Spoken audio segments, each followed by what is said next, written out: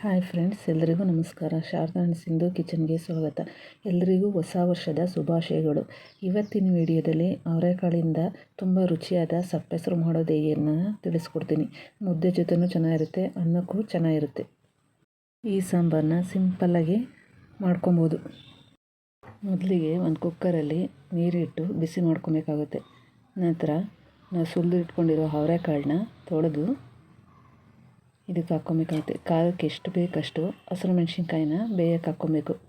ನಾನಿಲ್ಲಿ ಒಂದು 6 ಹಸಿರು ಮೆಣಸಿನ್ಕಾಯಿ ಬೇಯಕ್ಕೆ ಹಾಕ್ಕೊಂಡಿದ್ದೀನಿ. ನಂತರ ಅವರೆಕಾಳನ್ನೆಲ್ಲ ತೆಗೆದು ಕುಕ್ಕರ್ಗೆ ಹಾಕ್ಕೊಬೇಕಾಗುತ್ತೆ. ಅವರೆಕಾಳನ್ನೆಲ್ಲ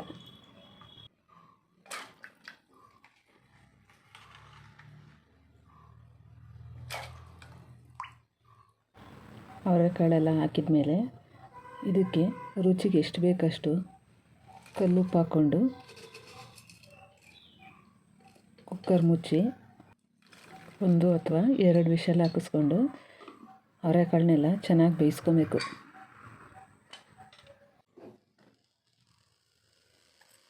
ಕಾಳು ಏನಾದರೂ ಬಲ್ತಿದ್ರೆ 2 ವಿಷಲ್ ಹಾಕಿಸ್ಕೊಬೋದು. ಕಾಳು ಎಳೆವಾದರೆ 1 ವಿಷಲ್ಗೆ ಕಾಳು ಬೆಂದಿರ್ತೇವೆ.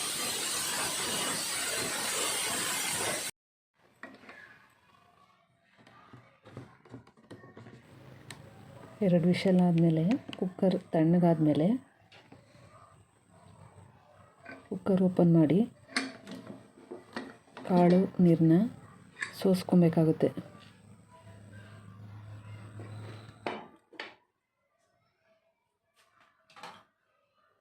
ನಂತರ ಇದನ್ನು ಒಂದು ಜಾಲರೆ ಇಟ್ಕೊಂಡು ಕಾಳು ನೀರನ್ನೆಲ್ಲ ಸಪ್ರೇಟ್ ಮಾಡ್ಕೊಬೇಕಾಗುತ್ತೆ ಸೋಸ್ಕೊಂಡು.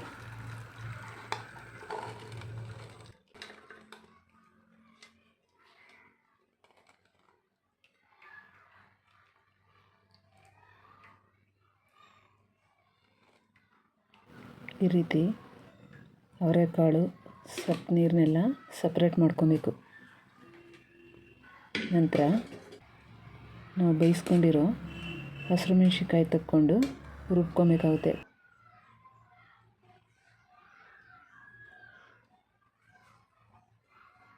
ತೆಂಗಿನಕಾಯಿ ತುರಿ, 1 ಗೆಡ್ಡೆ ಬೆಳ್ಳುಳ್ಳಿ, ಸ್ವಲ್ಪ ಕೊತ್ತಂಬರಿ ಸೊಪ್ಪು, ಒಂದು ಅರ್ಧ ಸ್ಪೂನ್ ಜೀರಿಗೆ, ಒಂದು 5-6 ಕಾಳು ಮೆಣಸು ಇಷ್ಟನ್ನು ರುಬ್ಬಕ್ಕೆ ರೆಡಿ ಮಾಡಿ ಇಟ್ಕೊಂಡಿರಬೇಕಾಗುತ್ತೆ. ಅದರ ಜೊತೆಗೆ ನಾವು ಬೇಯಿಸ್ಕೊಂಡಿರೋ ಹಸಿರು ಮೆಣಸಿನ್ಕಾಯಿನೂ ಹಾಕಿ ರುಬ್ಕೊಬೇಕಾಗುತ್ತೆ.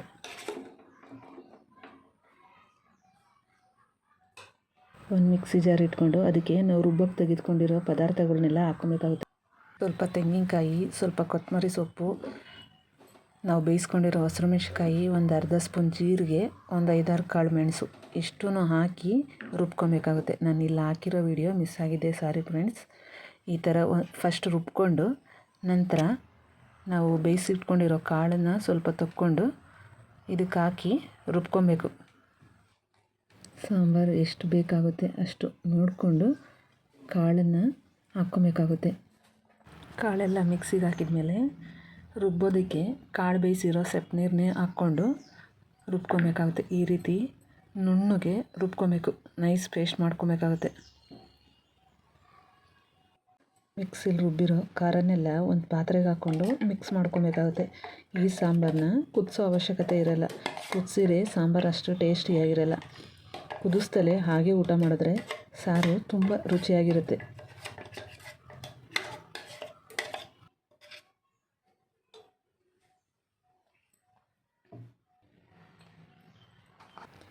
ಮಿಕ್ಸಿಲಿರೋ ಖಾರ ಎಲ್ಲ ಹಾಕಿದ ಮೇಲೆ ರುಚಿಗೆ ಸ್ವಲ್ಪ ಉಪ್ಪು ಹಾಕ್ಕೊಂಡು ಮಿಕ್ಸಿ ಜಾರಿಗೆ ನಾವು ಕಾಳು ಬೇಯಿಸಿರೋ ನೀರು ಹಾಕಿ ಮಿಕ್ಸಿನೆಲ್ಲ ತೊಳೆದು ಇದಕ್ಕೆ ಹಾಕ್ಕೊಬೇಕಾಗುತ್ತೆ. ಹಾಕಿದ ಮೇಲೆ ನೀಟಾಗಿ ಗಂಟಿಲ್ದಂಗೆ ಮಿಕ್ಸ್ ಮಾಡ್ಕೊಬೇಕು. ನಾನಿಲ್ಲಿ ಗ್ಯಾಸ್ ಮೇಲೆ ಇಟ್ಟು ಮಿಕ್ಸ್ ಮಾಡ್ತಾಯಿದ್ದೀನಿ ಅಷ್ಟೇ, ಕುದಿಸ್ತಾ ಇಲ್ಲ ಸಾಂಬಾರನ್ನೇನು.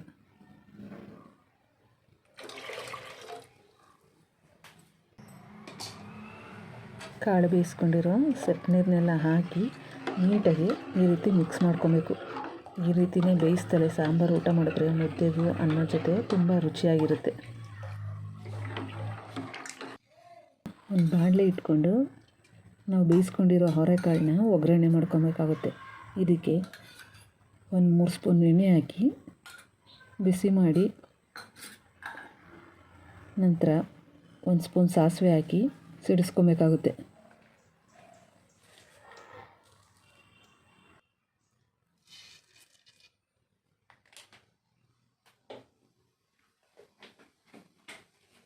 ಈ ರೀತಿ ಕಾಳು ಒಗ್ಗರಣೆ ಮಾಡಿ ತಿನ್ನೋದ್ರಿಂದ ಕಾಳು ತುಂಬ ರುಚಿಯಾಗಿರುತ್ತೆ.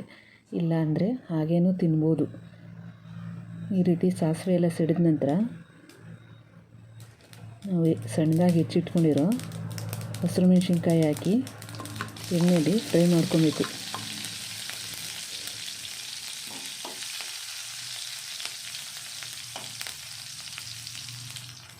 ಮೆಣಸಿನ್ಕಾಯಿ ಎಲ್ಲ ಫ್ರೈ ಆದಮೇಲೆ ನಾವು ಸಣ್ಣದಾಗಿ ಹೆಚ್ಚಿಟ್ಕೊಂಡಿರೋ ಒಂದು ಈರುಳ್ಳಿ ಹಾಕಿ ಫ್ರೈ ಮಾಡ್ಕೊಬೇಕು.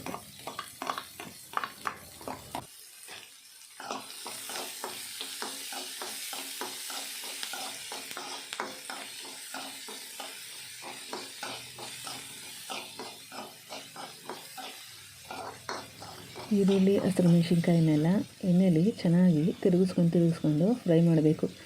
ಈರುಳ್ಳಿ ಹಸಿರು ಮೆಣಸಿನ್ಕಾಯಿ ಬೇಕಾದಷ್ಟು ರುಚಿಗೆ ಪುಡಿ ಉಪ್ಪು ಹಾಕ್ಕೊಬೇಕಾಗುತ್ತೆ. ಇಲ್ಲಿ ಕಾಳು ಬೇಯಿಸ್ಬೇಕಾದ್ರೆ ನಾವು ಉಪ್ಪು ಬಳಸಿರೋದ್ರಿಂದ ಉಪ್ಪನ್ನು ಸ್ವಲ್ಪ ಹಾಕ್ಕೊಬೇಕಾಗುತ್ತೆ. ನಂತರ ನಾವು ತುರಿದಿಟ್ಕೊಂಡಿರೋ ತೆಂಗಿನಕಾಯಿ ತುರಿ, ಸ್ವಲ್ಪ ಕೊತ್ತಂಬರಿ ಸೊಪ್ಪು ಹಾಕಿ ಫ್ರೈ ಮಾಡ್ಕೊಬೇಕು.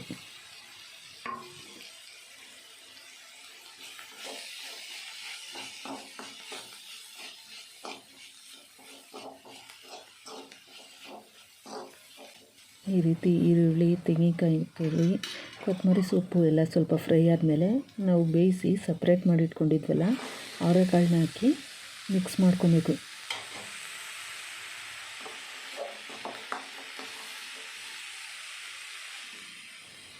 ಈ ರೀತಿ ಕಾಳು ಒಗ್ಗರಣೆ ಮಾಡೋದ್ರಿಂದ ಕಾಳು ತುಂಬ ರುಚಿಯಾಗಿರುತ್ತೆ. ಈ ರೀತಿ ಮಿಕ್ಸ್ ಮಾಡ್ತಾ ಕಾಳನ್ನ ಸ್ವಲ್ಪ ಒಗ್ಗರಣೆ ಮಾಡಿಕೊಂಡು ಸ್ವಲ್ಪ ಸಣ್ಣ ಉರಿ ಇಟ್ಕೊಂಡು ಈ ರೀತಿ ಮಿಕ್ಸ್ ಮಾಡ್ತಾ ಕಾಳನ್ನ ಸ್ವಲ್ಪ ಫ್ರೈ ಮಾಡ್ಕೊಬೇಕಾಗುತ್ತೆ.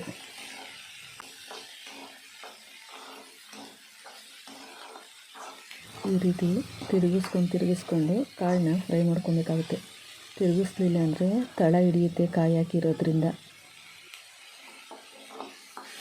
ಕಾಳೆಲ್ಲ ಚೆನ್ನಾಗಿ ಫ್ರೈ ಆದಮೇಲೆ ಗ್ಯಾಸ್ ಆಫ್ ಮಾಡಿ ಸರ್ವ್ ಮಾಡ್ಬೋದು. ಅವರೆಕಾಳಿಂದ ಈ ರೀತಿಯೂ ಒಂದು ಸಲ ಸಾಂಬಾರು ಮಾಡಿ ಟೇಸ್ಟ್ ಮಾಡಿ ಹೇಗಿರುತ್ತೆ ಅಂತ ಕಮೆಂಟ್ ಮಾಡಿ ತಿಳಿಸಿ ಫ್ರೆಂಡ್ಸ್. ಮುದ್ದೆಗೆ, ಅನ್ನದ ಜೊತೆ ಯಾವುದಕ್ಕಾದರೂ ತುಂಬ ರುಚಿಯಾಗಿರುತ್ತೆ. ಈ ವಿಡಿಯೋ ಇಷ್ಟ ಆದರೆ ಲೈಕ್ ಮಾಡಿ, ಶೇರ್ ಮಾಡಿ, ಸಬ್ಸ್ಕ್ರೈಬ್ ಮಾಡಿಕೊಂಡು ನಮಗೆ ಸಪೋರ್ಟ್ ಮಾಡಿ ಫ್ರೆಂಡ್ಸ್.